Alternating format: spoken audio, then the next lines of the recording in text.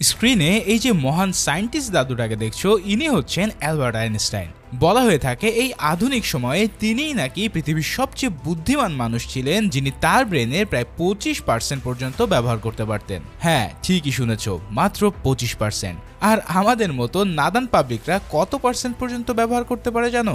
মাত্র 10%। তাহলে একবার চিন্তা করো, যদি কেউ আমাদের মস্তিষ্কের 100% ব্যবহার করতে পারত, তাহলে সে কোন লেভেলের বুদ্ধিমান হয়ে যেত। যেখানে মানুষ মাত্র 10 থেকে 15% ব্যবহার করে পুরো দুনিয়া উল্টে দিচ্ছে, সেখানে 100% হলে যে কি হবে তা কল্পনার বাহিরে। তবে লুসি নামের এই মেয়েটার জীবনে এমন একটা কাহিনী ঘটে যায়, যার জন্য তার ব্রেন হয়ে যায় 100% অ্যাক্টিভ।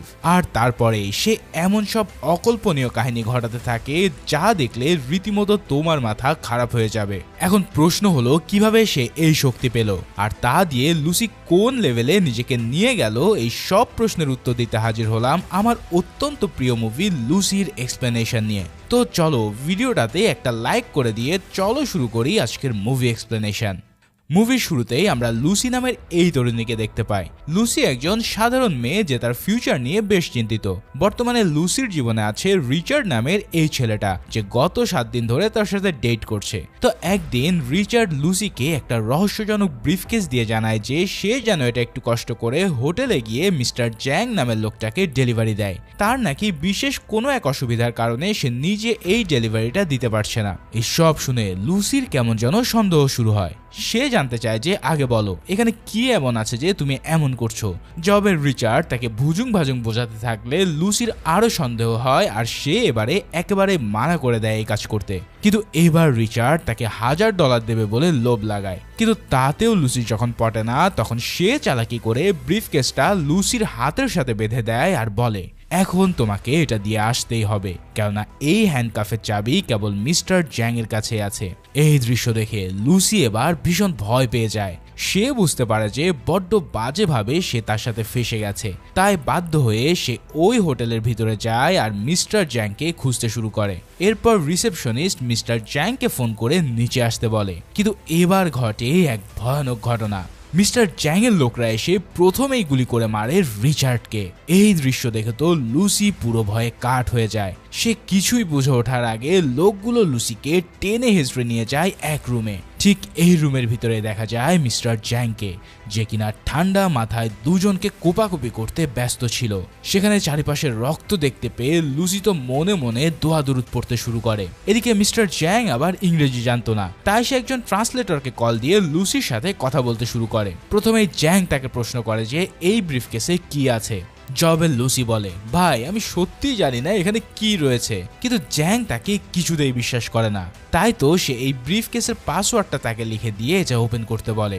এখন যদি এর মধ্যে বোম থাকে, তাহলে লুসি তো পুরোই কট। এখন সেই পাসওয়ার্ড দিয়ে জ্যাং আর তার সঙ্গীরা বাইরে অপেক্ষা করতে থাকে।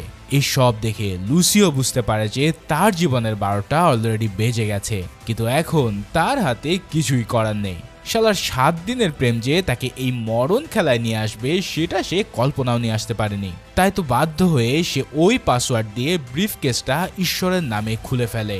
আর তখনই দেখা যায় সেখানে বোম টোম কিচ্ছুই নেই, বরঞ্চ যা আছে সেটা হলো গাঢ় নীল রঙের কোনো একটা বস্তু। দূর থেকে জ্যাং যখন তাকে প্রশ্ন করে বলে যে এই ব্রিফকেসে কি আছে, তখন লুসি জানায় নীল রঙের কিছু জিনিস। আর এটা শুনে জ্যাং হাসি মুখে আবার রুমে ফিরে আসে। এবার মিস্টার জ্যাং একটা নেশাসক্ত হিরুঞ্চিকে সেখানে হাজির করায়। এরপর সে ওই নীল রঙের কেমিক্যালটা থেকে মাত্র কয়েক ফোঁটা সেই হিরুঞ্চিকে ইনহেল করতে বলে। এবার সেই কেমিক্যালটা যখন ওই লোক ইনহেল করে, তখন এই মরা ধরা লোক যেন পুরোই তাজা হয়ে ওঠে। এই সব দেখে মিস্টার জ্যাং বুঝতে পারে যে না, রিচার্ড তাকে ধোকা দেয়নি। সে তাকে একদম অরিজিনাল CPH4 ড্রাগসটা নিয়ে এসেছে। হ্যাঁ, এই ড্রাগসটার নাম হলো CPH4, যেটাকে বলা হয় কোকেনের চেয়েও 1000 গুণ powerful drugs.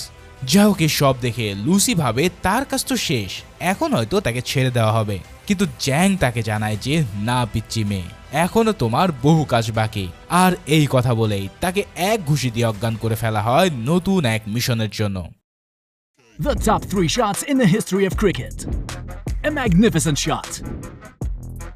A great shot by David, but still, The most amazing shot in cricket history is the one that is still waiting for you on our platform. Register on the website and win every day.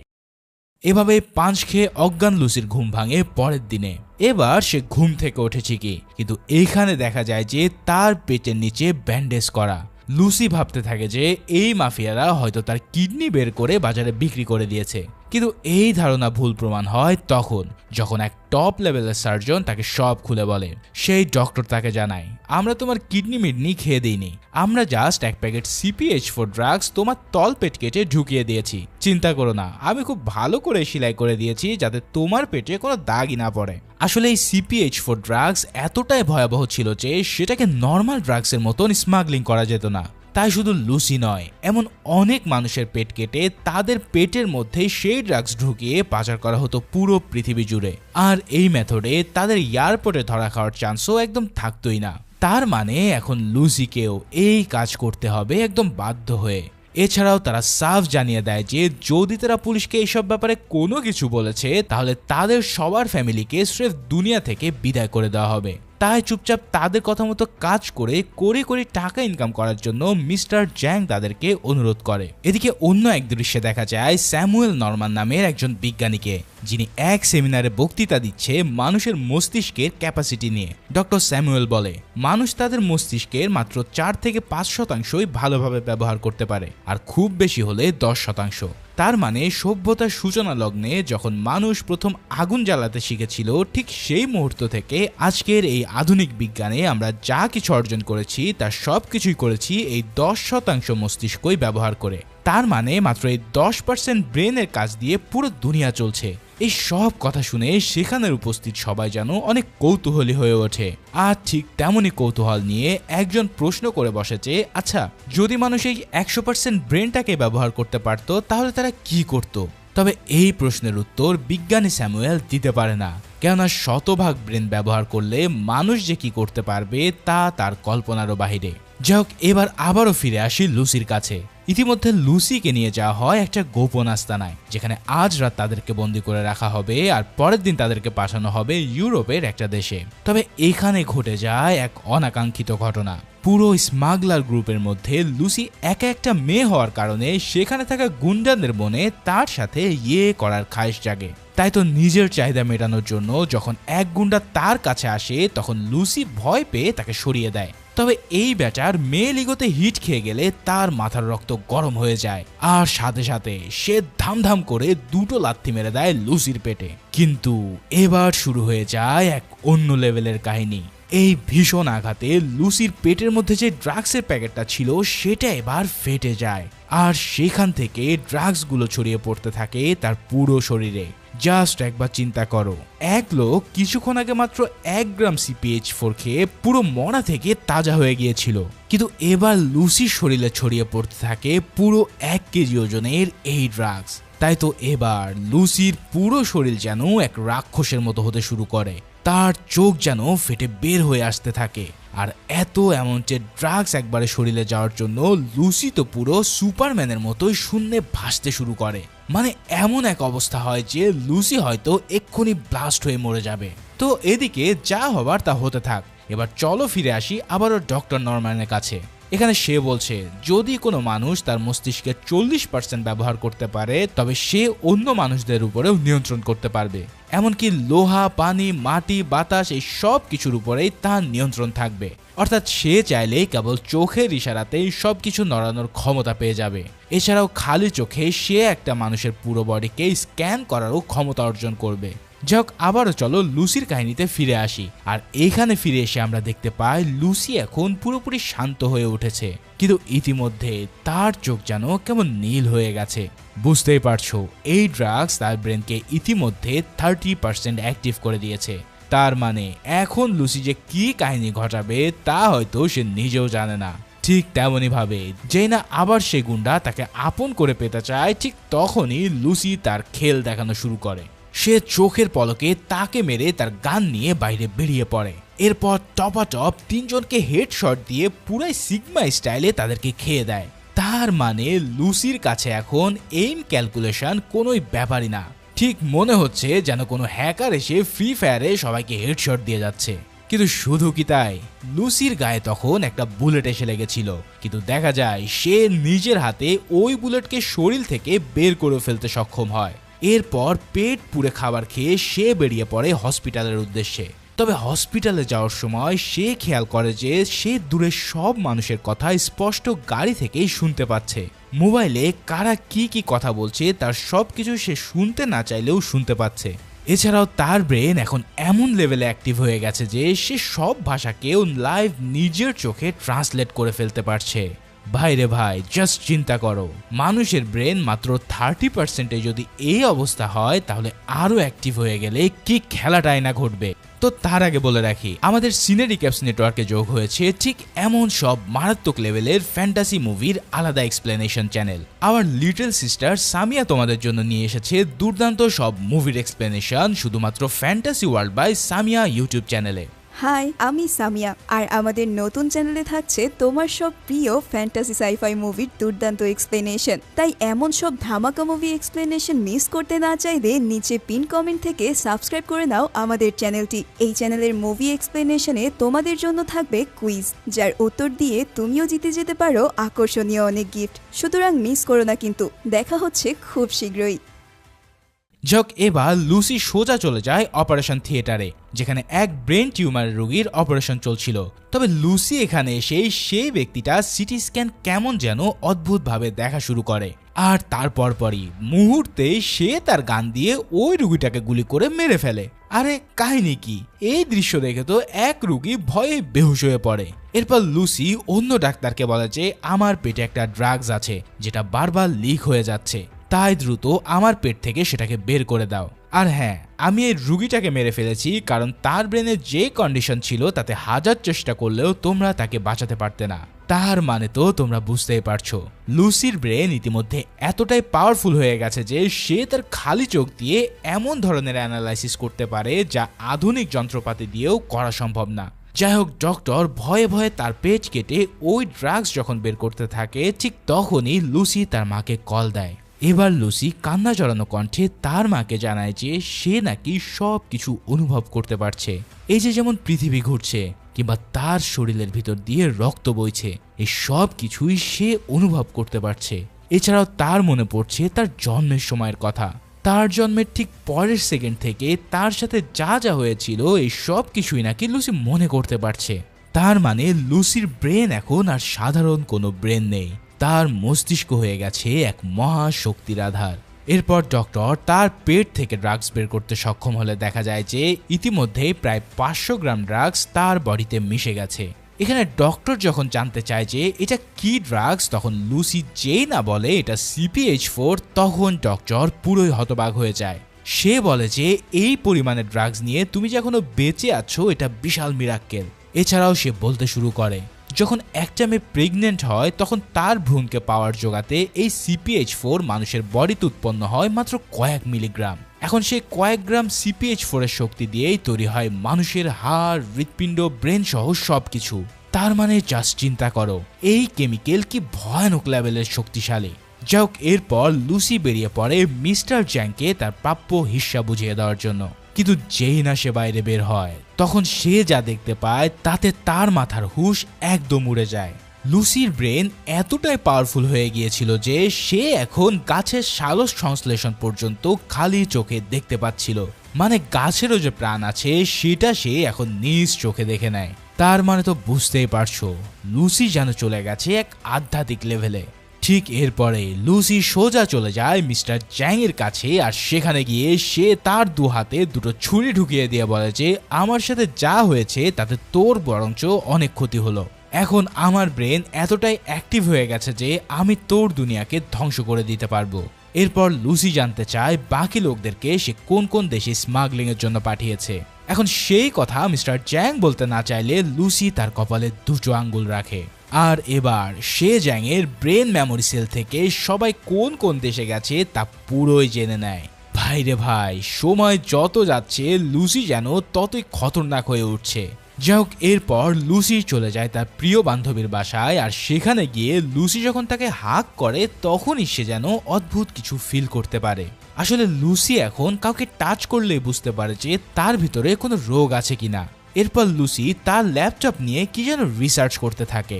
এখানে লুসির computer চালানোটা দেখো একবার, সে এমন গতিতে internet থেকে সব data read করতে থাকে যেন মুহূর্তেই সে পুরো দুনিয়ার সব রিসার্চ শেষ করে ফেলতে পারে। এভাবে রিসার্চ করতে করতে সে পেয়ে যায় ডক্টর নরম্যানকে। এরপর তার লেখা হিউম্যান ব্রেন নিয়ে সব রিসার্চ সে কয়েক সেকেন্ডের মধ্যে পড়ে নিয়ে তাকে ফোন করে বসে। এবার যখন লুসি তাকে জানায় যে আমি আপনার সব রিসার্চ মুখস্থ করে নিয়েছি, তখন তিনি যেন হেসেই বাঁচে না। এছাড়াও নরম্যান ভাবতে থাকে যে কেউ হয়তো তাকে প্র্যাঙ্ক কল করেছে, কিন্তু লুসি যখন তার রিসার্চের কিছু লাইন কোন বইয়ের কোন পৃষ্ঠায় আছে তা বলে দেয়, তখন নরম্যানের চোখ কপালে উঠতে থাকে। এখানে লুসি সাফ জানিয়ে দেয় যে একটা ড্রাগসের কারণে তার ব্রেনে 40% সেল অ্যাক্টিভ হয়ে গেছে এবং গত কয়েক ঘন্টায় লুসির সাথে যা ঘটেছে তার সবকিছু সে নরম্যানকে জানায়। এই সব শুনে নরম্যান তো প্রথমে বিশ্বাসই করতে চায় না, কিন্তু লুসি যখন তার ব্রেন পাওয়ার দিয়ে নরম্যানের টিভির স্ক্রিনে এসে হাজির হয়, তখন সে পুরোই ভরকে যায়। তার মানে লুসি এখন চাইলেই যে কোনো ইলেকট্রনিক্স ডিভাইসকেও কন্ট্রোল করতে পারত। এবার সে বলতে থাকে এখন আমি কোনো ব্যথা অনুভব করি না, এছাড়াও আমার ভিতরে কোনো চাওয়া পাওয়াও নেই, এমনকি আমি কোয়ান্টাম ফিজিক্স থেকে শুরু করে নিউক্লিয়ার সায়েন্স পর্যন্ত সমস্ত কিছু ব্রেনের মধ্যে স্টাডি করে নিয়েছি। এই সব শুনে ডক্টর স্যামুয়েল পুরোই অবাক হয়ে যায়। তখন সে ভাবতে থাকে যে সে জীবনেও কল্পনাও করতে পারেনি যে তার সারা জীবনের গবেষণা এমনভাবে বাস্তব হয়ে তার সামনে এসে দাঁড়াবে। এরপর লুসি জানায় হয়তো আমার ব্রেনকে আমি 100% আনলক করে ফেলবো, কিন্তু আমি বুঝতে পারছি যে হয়তো আমি 24 ঘন্টার বেশি বাঁচতে পারবো না, তাই এই অবস্থায় আমার কি করা উচিত। তখন ডক্টর তাকে বলে তুমি যখন জানোই যে তুমি অন্তিম সময়ের কাছাকাছি চলে গেছো, তখন তোমার মধ্যকার জ্ঞান ভবিষ্যৎ মানুষের জন্য রেখে যাওয়া উচিত। এটাই হতে পারে একজন মানুষের কর্তব্য যে মানব সভ্যতা ও বিজ্ঞানকে আরো সামনে নিয়ে যেতে চায়। এই সব কথা শুনে লুসি এবার তার কথায় রাজি হয়ে যায় আর সিদ্ধান্ত নেয় যে সে ডক্টরের সাথে দেখা করে তার সব রিসার্চ তাকে দিয়ে দেবে। এবার যাওয়ার পালা, কিন্তু বাইরে যাওয়ার আগে লুসি তার বান্ধবীকে একটা প্রেসক্রিপশন দিয়ে বলে এই ওষুধগুলো নিয়মিত খেও, কেননা তোমার কিডনির অবস্থা ভালো না। মানে বুঝতেই পারছো লুসি ইতিমধ্যে তার শরীরে কি রোগ আছে তার সব কিছুই বের করে ফেলেছে। যাই হোক, এরপর লুসি বেরিয়ে পড়ে ওই স্মাগলারদের খোঁজার জন্য। ইতিমধ্যে পুরো দেশে এক রহস্যময় গোল্ডেন চুলের নারীর খবর ভাইরাল হয়ে গেছে, যার কারণে শহরের সব পুলিশ লুসিকে খুঁজে বেড়াচ্ছে। তাই তো লুসি এবার তার সেই সোনালি চুলকে নিমেষেই কালো করে সবার চোখ ফাঁকি দিয়ে দেয়। মানে বুঝতেই পারছো এখন সে চাইলে তার শরীরকে চেঞ্জ করার পর্যন্ত ক্ষমতা চলে এসেছে। যাই হোক, এবার সে ফোন করে বসে রিও নামের এক পুলিশ অফিসারকে, আর সে তাকে তার সকল স্মাগলারদের ডিটেলস চোখের পলকে পাঠিয়ে দেয়। এরপর লুসি তাদেরকে জানায় যে তাদের পেটে ড্রাগস রয়েছে আর দ্রুত তাদেরকে অ্যারেস্ট করে সেগুলো বের করার জন্য। এখানে লুসির এমন পাওয়ারফুল রিসার্চ দেখে পুলিশ অফিসার তো পুরোই ভিমড়ি খেয়ে ওঠে। তাই এবার তার সেই রিপোর্টগুলো পেয়ে পুলিশরা বিভিন্ন দেশ থেকে একে একে সব স্মাগলারকে অ্যারেস্ট করে ফেলতেও সক্ষম হয়। এদিকে লুসি যখন প্লেনে ফ্লাই করছিল, তখন সে হঠাৎ খেয়াল করে যে তার মাড়ি থেকে দাঁতগুলো খুলে পড়ে যাচ্ছে। এছাড়াও তার চেহারা ধীরে ধীরে বিলীন হতে শুরু করেছে। এই সব দেখে সে বুঝতে পারে যে ইতিমধ্যে ওই ড্রাগসের রিয়াকশন শেষ হতে যাচ্ছে আর তার কারণে সেও পৃথিবী থেকে মুছে যাচ্ছে, যার ফলে এই মুহূর্তে তাকে যে করেই হোক আবারও ওই ড্রাগসটা বডিতে নিতে হবে। এদিকে সবাই লুসির এমন অবস্থা দেখে তো পুরোই শকড হয়ে যায়। এরপর লুসি ওয়াশরুমে গিয়ে কোনো মতে তার কাছে থাকা বাকি সব ড্রাগসগুলো গোগ্রাসে গিলে নেয়। ঠিক তারপরে লুসির পুরো শরীর থেকে এক আলোক রশ্মি বের হয়ে সে যেন ধ্বংস হয়ে যায়। তবে এর কিছুক্ষণ পর দেখা যায় লুসি এক হসপিটালের বেডে শুয়ে আছে আর তার চোখ প্রতি সেকেন্ডে যেন অন্যান্য প্রাণীদের মতন আকার ধারণ করছে। এখান থেকে আমরা বুঝতে পারি যে লুসির ব্রেন ইতিমধ্যে 50% অ্যাক্টিভ হয়ে গেছে। এবার লুসিকে দেখা যায় আরো ভয়ানক রূপে। যখন পুলিশেরা তাকে অ্যারেস্ট করতে আসে, ঠিক সেই সময় লুসি তার স্রেফ হাতের ইশারাতেই সবাইকে অজ্ঞান করে দেয়। এছাড়াও যখন সে কেবল চোখের ইশারায় ইন্সপেক্টর রিওর গান থেকে সব বুলেট বের করে নেয়, তখন তো ব্যাটা পুরো টাসকি খেয়ে যায়। এবার শান্ত হয়ে লুসি তাকে প্রশ্ন করে যে বাকি CPH-4 গুলো কোথায় আছে, কেননা লুসি জানায় যে এই ড্রাগস নাকি তার কাছেই সেফ থাকবে। কিন্তু আসল কাহিনী হলো যে লুসি বুঝে গেছে এই সব ড্রাগস তার বাঁচার জন্যই প্রয়োজন পড়বে, তাই সে এগুলোকে নিয়ে নিতে চায়। যাক, রিও তাকে যখন জানায় এই প্যারিসে সব ড্রাগস রাখা আছে, তখন লুসি তাকে নিয়ে চলে যায় সেই ড্রাগস উদ্ধার করার জন্য। এবার সে বাইরে বের হয়ে আর এক অদ্ভুত ক্ষমতা আবিষ্কার করে। লুসি দেখতে পায় যে এখন সে মোবাইলের সব তরঙ্গগুলোকেও শুনতে পাচ্ছে, মানে ফোনে কে কার সাথে কি কি কথা বলছে এই সব কিছুই সে অনায়াসে জানতে পারে। ঠিক সেভাবেই লুসি জানতে পেরে যায় যে জ্যাং এর লোকেরা ইতিমধ্যে প্যারিসে পৌঁছে গেছে ড্রাগসগুলোকে ছিনিয়ে নেওয়ার জন্য। এদিকে এই কাহিনী জানতে পেরে লুসি নিজেই এক ক্রেজি ডাইভিং করে ছুটতে থাকে সেই হসপিটালের দিকে যেখানে সব স্মাগলারদের অপারেশন করা হচ্ছিল।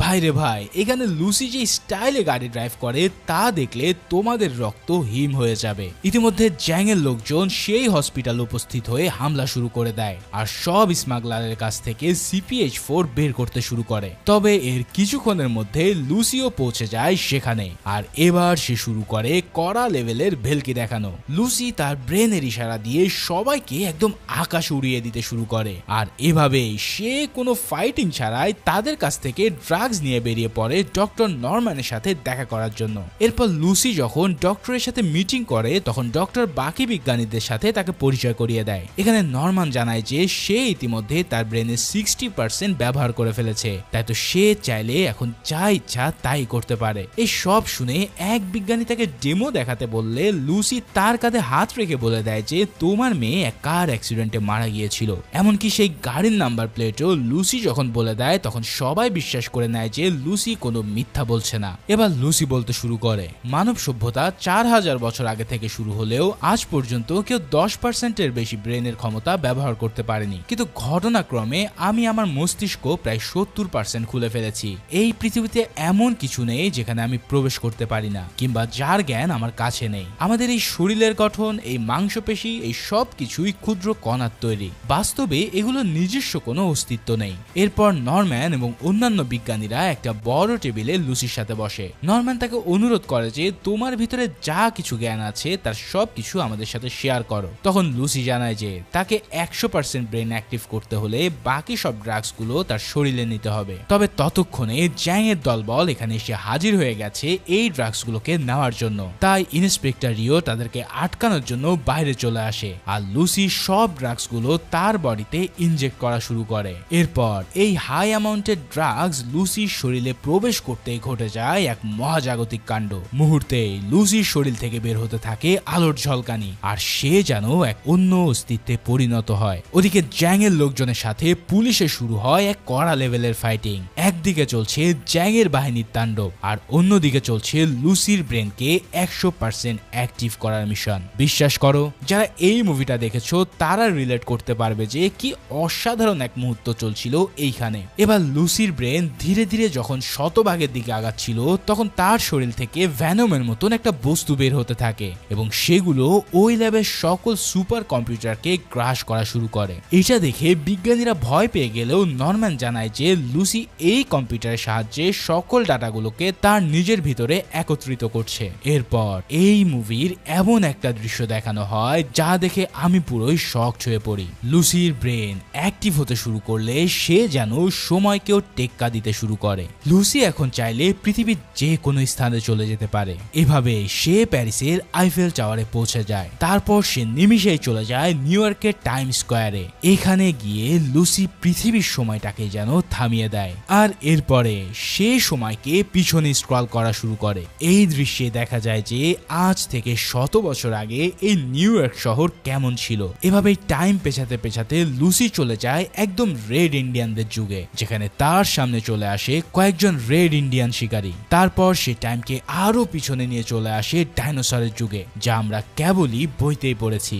এরপর ডাইনোসরের যুগ থেকে লুসি আরো পিছনে গিয়ে দেখতে পায় এক বানর মানবকে, যাকে সায়েন্টিস্টরা প্রথম মানুষের অবতার বলে মান্য করে। লুসি যেন এই সব কিছু দেখে বিস্ময়ের চোখে তাকিয়ে থাকে। কিন্তু শুধু কি তাই, এরপর লুসি চলে যায় আরো শত শত আলোকবর্ষ পিছনে। সে ছুটতে থাকে আরো মহাশূন্যের গভীরে। লুসি চলে যায় ইউনিভার্সের একদম শুরুতে, মানে বিজ্ঞানের ভাষায় বিগ ব্যাংকে। এই সেই বিগ ব্যাং যার থেকে এই পুরো ইউনিভার্স শুরু হয়েছিল। তার মানে লুসি এই পুরো সময়টায় পুরো পৃথিবী শুরু থেকে শেষ পর্যন্ত সকল সকল জ্ঞান অর্জন করে নিয়েছে, যা আজ পর্যন্ত কোনো মানুষের পক্ষে করা সম্ভব হয়নি। ঠিক সেই মুহূর্তে জ্যাং তাকে মারতে আসলে লুসির ব্রেন 100% অ্যাক্টিভ হয়ে যায় আর সে নিমিষে গায়েব হয়ে যায় ওই স্থান থেকে। তার মানে লুসি এখন আর মানুষ নেই, সে হয়ে গেছে একটা সময় কিংবা এমন একটা অস্তিত্ব যার কোনো আকার নেই। ইতিমধ্যে রিও এসে সেখানে জ্যাংকে খতম করে দেয় আর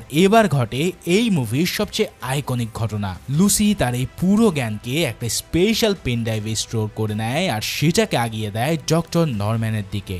এই সেই পেন ড্রাইভ যার মধ্যে আছে পৃথিবীর যাবতীয় সব জ্ঞান। ডক্টর নরম্যান সেই পেন ড্রাইভটা হাতে নেওয়ার সাথে সাথেই লুসির ধ্বংসাবশেষ চিরতরে হারিয়ে যায় পৃথিবী থেকে। আর এখান থেকেই ডক্টর বুঝতে পারে যে লুসি এখন মিশে আছে সময়ের সাথে আর সে বিরাজ করছে এক দৈব শক্তির মতো সবখানে। ঠিক এমনই এক সিনের মধ্যে দিয়ে এই মারাত্মক লেভেলের মুভিটা এখানেই শেষ হয়।